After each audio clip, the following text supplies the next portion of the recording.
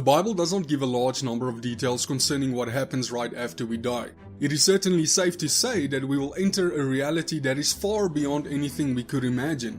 Some Christians hold that after death everyone sleeps until the final judgment, after which everyone will be sent to heaven or hell. Others believe that at the moment of death people are instantly judged and sent to their eternal destinations. And others claim that when people die, their souls or spirits are sent to a temporary heaven or hell to await the final resurrection, the final judgment, and then the finality of their eternal destination. So what exactly does the Bible say happens after death? First, believers will be taken into the presence of Christ in heaven. Christ is in heaven now. In Acts 1 verses 2, 3 verses 21, 1 Thessalonians 1 verses 10, 4 verses 16, and 2 Thessalonians 1 verses 7. And believers will go to be with him.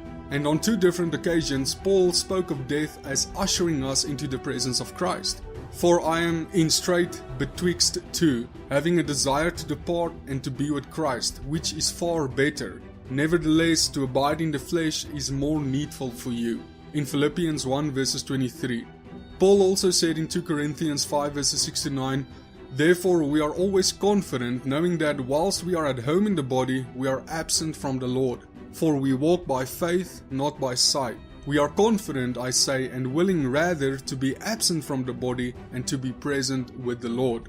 Second, for those who do not receive Jesus Christ as Savior, death means everlasting punishment. However, similar to the destiny of believers, unbelievers also seem to be sent immediately to a temporary holding place to await their final resurrection, judgment, and eternal destiny. Luke 16 verses 22 describes a rich man being tormented immediately after death. Revelation 20 verses 11 to 15 describes all the unbelieving dead being resurrected, judged at the great white throne, and then being cast into the lake of fire. Unbelievers then are not sent to hell, the lake of fire, immediately after death, but rather are in a temporary realm of judgment and condemnation. However, even though unbelievers are not instantly sent to the lake of fire, their immediate fate after death is not a pleasant one. Third, when in heaven, we will continue looking forward, as we should already in this life, to the resurrection of our bodies from the dead. Disembodied existence is not God's ultimate and final and greatest purpose for us. As great as it will be to be in heaven after we die, God has something greater in store. Being resurrected from the dead so that we will live soul and body forever in the new heavens and new earth. Romans 8 verses 23 says, And not only they, but ourselves also, which have the first fruits of the Spirit, even we ourselves groan within ourselves, waiting for the adoption, to wit, the redemption of our body.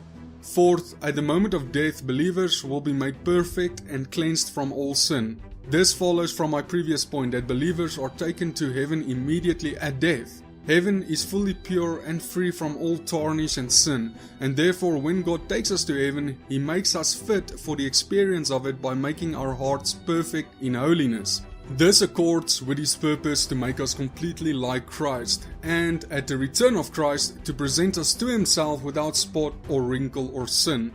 Finally, we see from all these things that death is not the end of our existence. We have bodies and souls. Death is the separation of body and soul, not the end of our personhood. When we die, our bodies become lifeless and are no longer the place where we reside. But we continue to exist as souls, either with Christ in glory or separated from Christ in shame.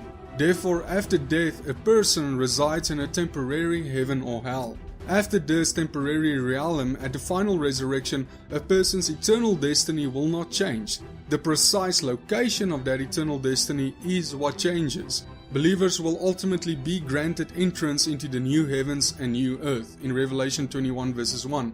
Unbelievers will ultimately be sent to the lake of fire, in Revelation 20 verses 11. These are the final eternal destinations of all people, based entirely on whether or not they had trusted Jesus Christ alone for salvation. So if you have not done so, give your heart to the Lord today and turn to Jesus Christ for salvation. It's free and everlasting, and I promise you, it's going to be amazing. Thanks for watching everyone, and may you all have a blessed day.